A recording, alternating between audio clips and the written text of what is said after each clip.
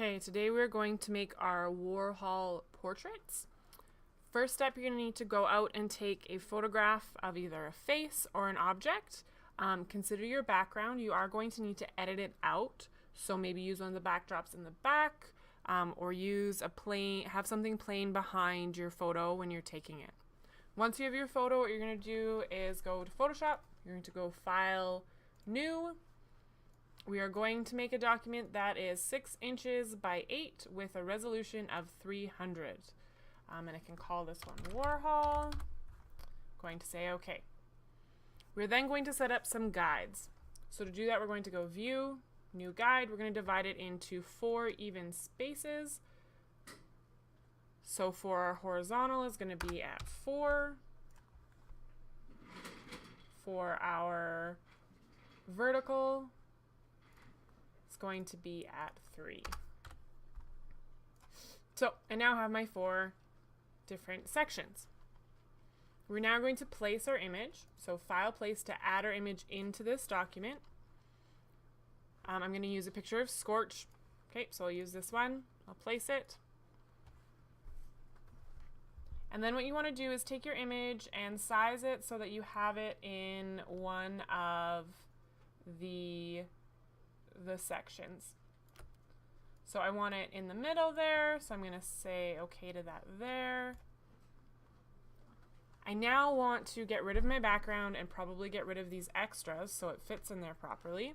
In order to do that, I have to rasterize my layer, so right-click Rasterize. I'm going to get rid of this excess over here. So using the rectangle marquee tool, clicking Delete on my keyboard. And then I want to get rid of this black background. Now, there is a little bit of black in here, so I might have some problems with my selection. But if you have a simple background, I would start with either your magic wand or your select color range. So if you see in here, it's starting to grab some of that.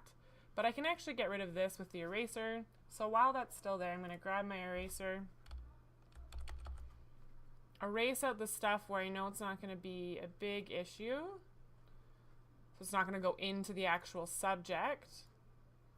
Okay, Control D to get rid of that. And then I'm going to go in, and probably the easiest thing to do when those color select tools aren't working very well is to use the Polygano Lasso tool and just click around what you want to select. So I'm just clicking my mouse. Oops, that didn't work. And trying to create my selection. If you double click, it will join it to the other end like that. So I can click Delete. It's a better selection there. We are simplifying the image, so as long as it's a good approximation with your selection, it doesn't have to be as precise as in other assignments. So we have our background gone. So the next thing we want to do is some image adjustments. These are different than our layers. They're going to stay within this one layer. So what you're going to do is you're going to go Image, Adjustments. The first one we're going to do is Desaturate. We're going to turn it into black and white. Okay, the next one we're going to do is bump up our contrast. So again, Image, Adjustments, Brightness and Contrast. And now with this, you're trying to pull out the highlights and darken the shadows. So I'm going to start with my contrast. So I've added some contrast, but now it's a little bit too dark. So I'm going to brighten that up, making sure I'm not losing too much detail, especially in his face. So let's keep it at about there. Okay, and if you notice, the difference between these adjustments are I'm not getting new layers. For this one, it's going to make it a bit easier instead of using the adjustment layers that we've been using already. So just using adjustments from Image Adjustments, okay? Instead of our new adjustment layers. Okay, so now that I have that, I'm going to put a filter on it, which is going to simplify the image. To do that, I'm going to go Filter, Filter Gallery.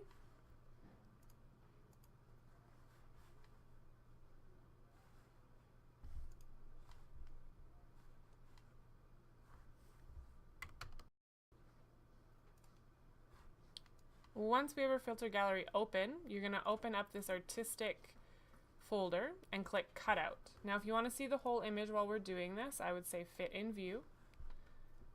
Then what you want to do is choose your level. So that's how many different chunks of the grayscale it's going to give you. So you want to pick it so that you have enough detail, but it's also being simplified. So somewhere between 4 and 6. So for this one, I might actually go with 6. So I'm going to say OK. And if you notice, there's been a slight change to my layer. So now what we're going to do is we're going to duplicate this 3 times so that we can fill in our other sections. Grab your move tool, move them to the other sections. Now what I'm noticing, I'm going to need to trim that one. So using my rectangle marquee tool, and maybe need to go in there a little bit. Just getting rid of those extras.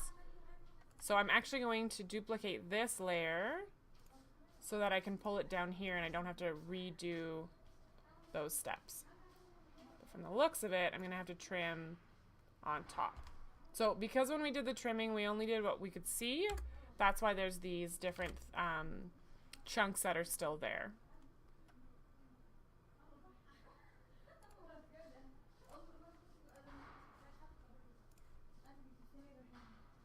So that one, we still missed a little chunk there, so we'll get rid of it. Now because of this, I have a few extra layers. So these ones are good. This one is extra, and so is that. So now I have my 4 different layers. The next step is, and you always want to make sure that you're lining things up to your grid. There's not any extra chunks. If you want to, I would turn on snap, so make sure that little check mark is there so it will snap to your grid. The next thing we're going to do is add in our backgrounds.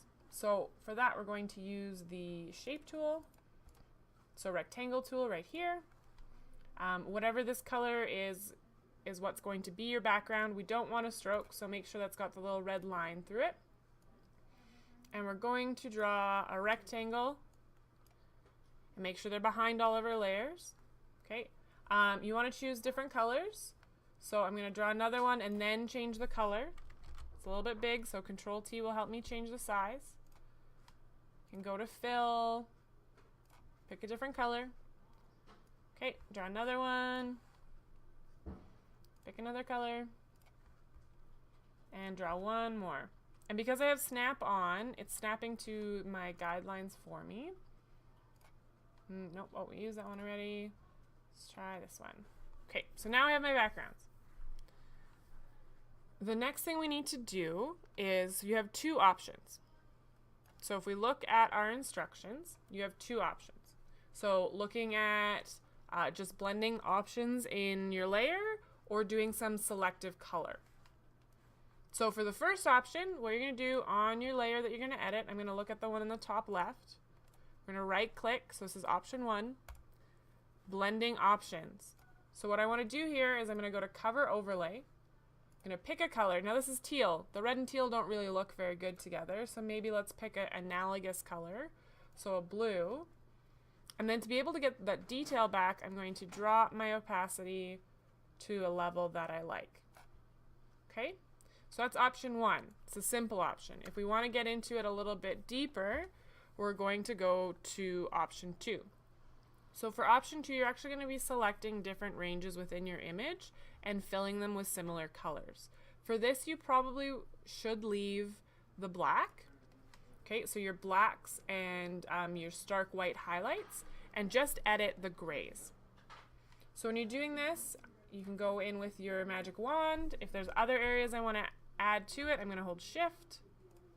So I'm looking at this gray range on Scorch's chest. So I have that. I'm going to go in and I'm going to fill it. So either edit fill or shift F5. And then I want to go in and pick a color that has a similar color range, because if you start to mess with the tone, the value of it, it'll start to look a little strange. So something that is similar to that darker gray. So I could start with my background color and look at maybe something down in here and say okay. Control D to deselect. So that's now filled in with a color that's similar to it, right? It's not brighter or darker than the original gray. And you can continue going in and changing the colors, making sure that it's still looking believable. So I've grabbed just the lighter range in Scorch's hair, Shift F5 to fill. Maybe I want to choose a different color for his hair. Maybe I want to get somewhere in the blues. Say OK. Oops. And so on and so forth, just adding in selective color. You're then going to save it when you've done all 4. So I would like you to consider your tonal range, consider your colors, so you want it to look like it goes together, and make sure things are all lined up. Okay?